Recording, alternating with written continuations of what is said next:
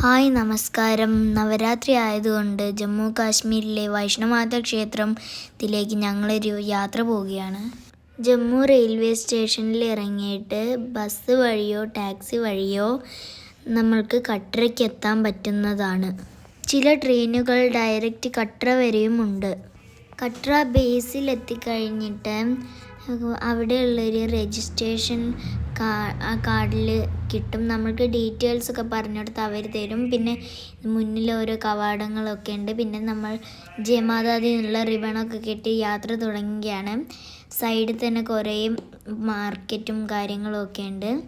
എന്നുവെച്ചാൽ നമുക്ക് ഫോട്ടോ എടുക്കാം, വെള്ളം കുടിക്കാം, അങ്ങനത്തെ ഇതൊക്കെ. പിന്നെ നമ്മൾക്ക് കുതിരയെ കയറി പോവാം, വേണമെങ്കിൽ വാക്കറുണ്ട്, അതിൽ പോവാം. പിന്നെ ഇതൊന്നും ഫ്രീ അല്ല, ഇതിനൊക്കെ ഓരോ ചാർജാണ്. താഴെ മുതൽ അർദ്ധകുമാരി വരെ വേറെ ചാർജും, അവിടുന്ന് മുകളിലോട്ട് വേറെ ചാർജും, താഴെ മുതൽ വൈഷ്ണവമാത വരെ വേറെ ചാർജുമാണ്. ഇതിനൊക്കെ ഫിക്സഡ് ചാർജാണ്. അതുകൊണ്ട് നമ്മൾക്ക് തർക്കിക്കാനൊന്നും നിൽക്കണ്ട, കൂട്ടാനോ കുറയ്ക്കാനോ. അതിൽ ഏകദേശം അങ്ങനെ ഞങ്ങൾ നടന്ന് 2-3 കിലോമീറ്ററൊക്കെ ആയി. പിന്നെ ഇവിടെ കുതിരകളൊക്കെ അധികവും പോകുന്നതാണ്, അതുകൊണ്ട് കാലിനൊക്കെ ചവിട്ടാതെ ശ്രദ്ധിക്കണം. ഇവിടെ കുതിരകളൊക്കെ എത്ര ചാണകം ഇടുന്നുണ്ടെങ്കിലും ക്ലീനാകാൻ കുറേ ആൾക്കാരുണ്ട്, അതുകൊണ്ട് വഴിയൊക്കെ ക്ലീനാണ്. പിന്നെ ഇവിടെയൊക്കെ സന്ധ്യയൊക്കെ ആയി, പുറത്തൊക്കെ നല്ല വ്യൂ ആണ്. പിന്നെ ജമ്മു സിറ്റി മുഴുവൻ നമ്മൾക്ക് കാണാൻ പറ്റും, മലനിരകളും അങ്ങനെയൊക്കെ. പിന്നെ സന്ധ്യ ആയതിനെ കൊണ്ട് നല്ല സൺസെറ്റിൻ്റെ ഭംഗിയൊക്കെ ഉണ്ട്. പിന്നെ നാട്ടിലെ ഓട്ടോ സ്റ്റാൻഡ് പോലെ ഇവിടെ കുറേ കുതിരേനെ വെച്ചിട്ടുണ്ട്. സൈഡിലോട്ട് നോക്കാണ്ട് നിൽക്കാൻ വേണ്ടി കണ്ണുമ്മിൻ്റെ സൈഡിലൊക്കെ ഓരോന്ന് കിട്ടിയിട്ടുണ്ട്. പിന്നെ നമ്മൾക്ക് ഇരിക്കാൻ വേണ്ടി നല്ല കമ്പിളിയും കുഷ്യനും അങ്ങനത്തെ ഇതെല്ലാം കെട്ടി വെച്ചിട്ടുണ്ട്. അങ്ങനെ സന്ധ്യയൊക്കെ ആയിട്ട് നല്ലോണം ലൈറ്റൊക്കെ ഇട്ടിട്ടുണ്ട്. 5-6 കിലോമീറ്റർ നടന്ന് കാലൊക്കെ നല്ല വേദനയാകുന്നുണ്ട്. പിന്നെ നല്ല വ്യൂ പോയിൻ്റാന്നൊക്കെ പറഞ്ഞിട്ട് നൈസായിട്ട് റെസ്റ്റ് എടുത്തതാണ്. എന്നാലും വ്യൂ പോയിൻ്റൊക്കെ ഉണ്ട്, നല്ല ലൈറ്റൊക്കെ ആയിട്ട് നല്ലോണം കാണാനുള്ള സ്ഥലങ്ങളും. അപ്പോൾ കുട്ടികളൊക്കെ വാക്കറിൽ പോകുന്നവരെ എനിക്കൊന്നും ആഗ്രഹം ഉണ്ടായിരുന്നു അങ്ങ് പോയാൽ പോരെ എന്നൊക്കെ.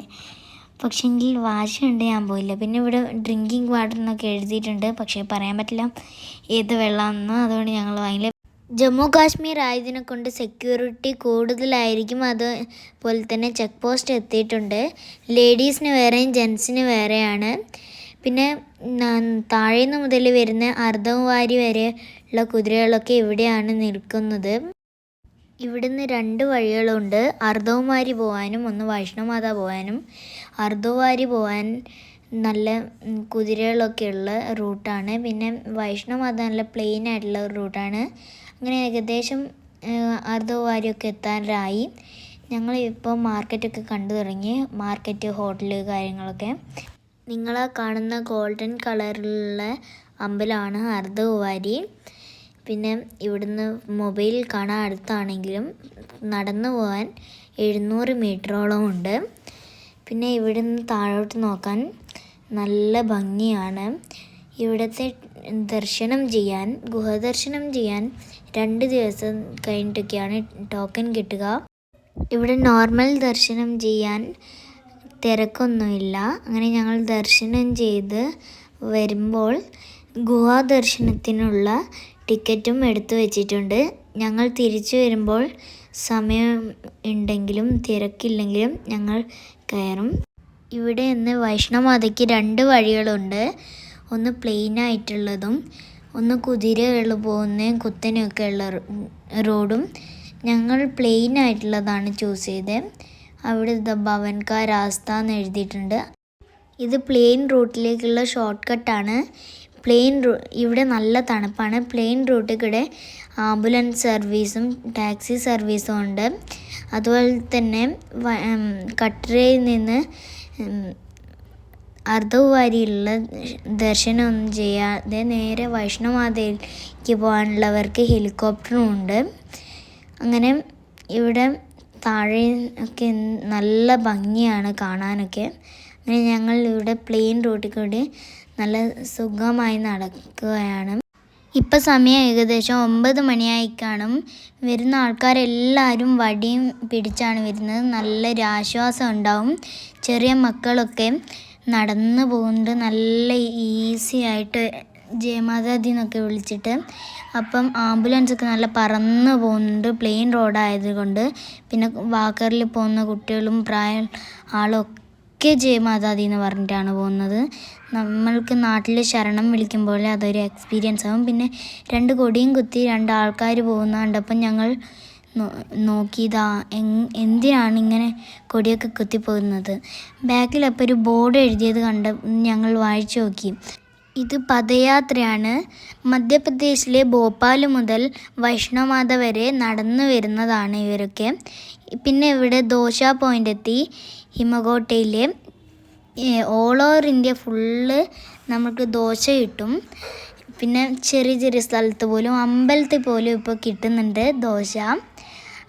അപ്പോൾ ഇവിടെ ഹിമകോട്ടിലെ അടുത്ത ഒരു പോലീസിൻ്റെ ചെക്ക് പോസ്റ്റിലെത്തി. അപ്പം ഞങ്ങൾ അതിൻ്റെ അകത്ത് കയറുകയാണ്. 3 കിലോമീറ്ററാണ് ഇനിയും നമ്മൾക്ക് വൈഷ്ണോമാതാ ക്ഷേത്രത്തിലേക്ക് എത്താൻ. അങ്ങനെ ഇവിടെ നല്ലോണം ചെക്ക് ചെയ്യും. അങ്ങനെ ഞങ്ങൾ ബാഗ് ഇട്ടിട്ട് ഞങ്ങൾ നോക്കിയതാണ് എന്താ വരാത്തത്, കാരണം മുന്നിൽ കുറേ ബാഗൊക്കെ ഇട്ടിട്ടാണ്. അപ്പം നിങ്ങൾക്ക് ദൂരെ നിന്ന് കാണാൻ പറ്റും. നല്ല ദൂരെയായിട്ടാണ് ആ വൈഷ്ണോമാതാ ക്ഷേത്രം കാണുന്നത്. 2 കിലോമീറ്ററോളം ഇനി നടന്നാലേ കിട്ടുള്ളൂ. പിന്നെ കുരങ്ങന്മാരൊക്കെ ഇവിടെ സൈഡിൽ കുറേ ഉണ്ട്. സാധനമൊന്നും പോകാതെ ശ്രദ്ധിക്കണം, ഫോണ് കാര്യങ്ങൾ. പിന്നെ നല്ല ലൈറ്റൊക്കെ കത്തിയിട്ട് കാണാം. നല്ല ഭംഗിയാണ്. ഇപ്പോൾ റോസും ഗോൾഡ് കളറുമാണ് ഇപ്പം കാണുന്നത്. അതിങ്ങനെ മാറി മാറി കാണുമ്പോൾ ദൂരെ നിന്നൊക്കെ കാണാൻ നല്ല ഭംഗിയായിട്ടാണ് നമ്മൾക്ക് കാണാൻ പറ്റുന്നത്. ഇപ്പം നമ്മൾ 10 കിലോമീറ്റർ നടന്ന് 2 കിലോമീറ്ററും കൂടിയേ ബാക്കിയുള്ളൂ. അപ്പോൾ കാണുന്നപ്പോൾ നമുക്ക് ആശ്വാസമാണ്. അടുത്തെത്തി എന്നൊക്കെ. നിങ്ങൾക്ക് അതിൻ്റെ മുകളിലോട്ട് പോകുന്നൊരു വഴി കാണാം. അത് ഭൈരോ ബാബയിലേക്കുള്ള വഴിയാണ്. അപ്പോൾ ഇവിടെ ഫുള്ള് മലൻ്റെ സൈഡ് മുറിച്ചിട്ടുണ്ടാക്കിയ റോഡാണിത്. അതുകൊണ്ട് ഇവിടെ സൈഡിൽ എഴുതി വെച്ചിട്ടുണ്ട് വേഗം നടക്കണം, കല്ല് വീഴാൻ സാധ്യതയുണ്ടെന്നൊക്കെ ഈ ബോർഡിലാണ് എഴുതി വെച്ചിട്ടുള്ളത്. ബാക്കി എല്ലാ സ്ഥലത്തും ഷെൽട്ടർ ഉണ്ട്. ഇവിടെ കുറച്ച് സ്ഥലത്ത് മാത്രമേ ഷെൽട്ടർ ഇല്ലാത്തുള്ളൂ. അതുകൊണ്ടാണ് അവിടെ അങ്ങനെ ബോർഡ് വെച്ചത്. പിന്നെ നമ്മളിപ്പോൾ ഉള്ളത് വൈഷ്ണോമാതാ ക്ഷേത്രത്തിൻ്റെ ഫ്രണ്ടിൽ തന്നെയായിട്ടാണ്. ഇപ്പം നമ്മൾ അമ്പലത്തിൻ്റെ അടുത്തെത്താറായി. ഇനി 1.5 കിലോമീറ്ററൊക്കെ ഉള്ളൂ ഇനി ബാക്കി. ഇനി അവിടം വരെ എത്തിക്കഴിഞ്ഞാൽ മെയിനായിട്ട് 2 വഴികളുണ്ട്. ഒന്ന് ഗുഹ വഴി ആണ്, കിടന്നിട്ടൊക്കെ നമ്മൾക്ക് പോകണം. ഒന്ന് അല്ലാതെ നമ്മൾക്ക് സൈഡിൽ കൂടി നടന്നു പോകാം. ഗുഹ നമ്മൾക്ക് കാണാൻ പറ്റും. തിരക്ക് കാരണം ഗുഹയിലൂടെയുള്ള ദർശനം നിർത്തിവെച്ചിരിക്കുകയാണ്. ഇനി മുന്നോട്ടുള്ള കാര്യങ്ങൾ ഞങ്ങൾക്ക് നിങ്ങളുടെ മുന്നിൽ എക്സ്പ്ലോർ ചെയ്യാൻ സാധിക്കില്ല. കാരണം ഫോണ്, ക്യാമറ, ചെരുപ്പ്, ഷൂ, ബെൽറ്റ് എല്ലാം ക്ലോക്ക് റൂമിൽ ഡെപ്പോസിറ്റ് ചെയ്തിട്ടേ ഞങ്ങൾക്ക് മുന്നോട്ട് പോകാൻ സാധിക്കുള്ളൂ. നവരാത്രി ആയതുകൊണ്ട് 1 കിലോമീറ്ററോളം ഇതുപോലെ പൂക്കൾ നല്ല ഭംഗിയായിട്ട് അലങ്കരിച്ച് വെച്ചിട്ടുണ്ട്. ഇത് കുറേ ആൾക്കാരുടെ എഫേർട്ടായിരിക്കും. അപ്പം ഞങ്ങൾ ദർശനമൊക്കെ നല്ല ഭംഗിയായി ചെയ്ത് തിരിച്ചു വന്നു. ഞങ്ങൾ പ്രസാദങ്ങളൊക്കെ വാങ്ങിയിട്ടുണ്ട്.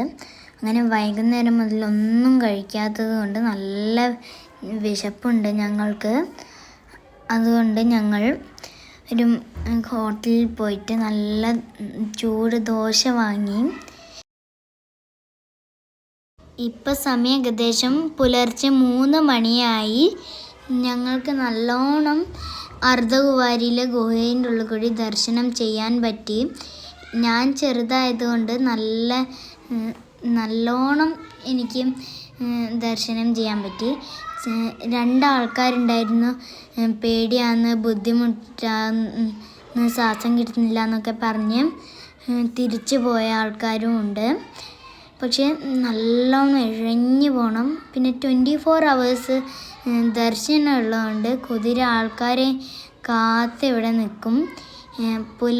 പുലർച്ചെയും രാത്രിയും ഒന്നും അവർ നോക്കില്ല.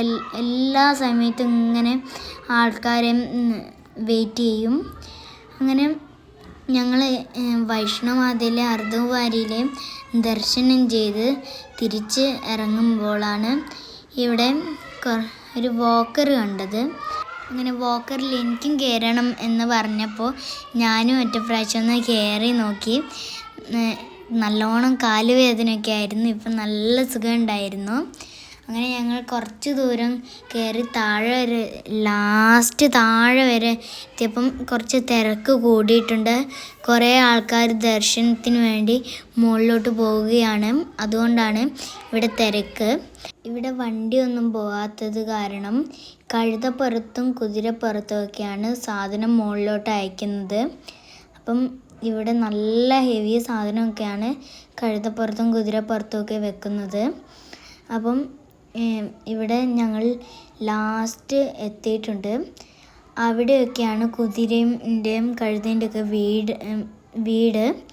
അപ്പം അവിടെയാണ് ഇതൊക്കെ താമസിക്കുക.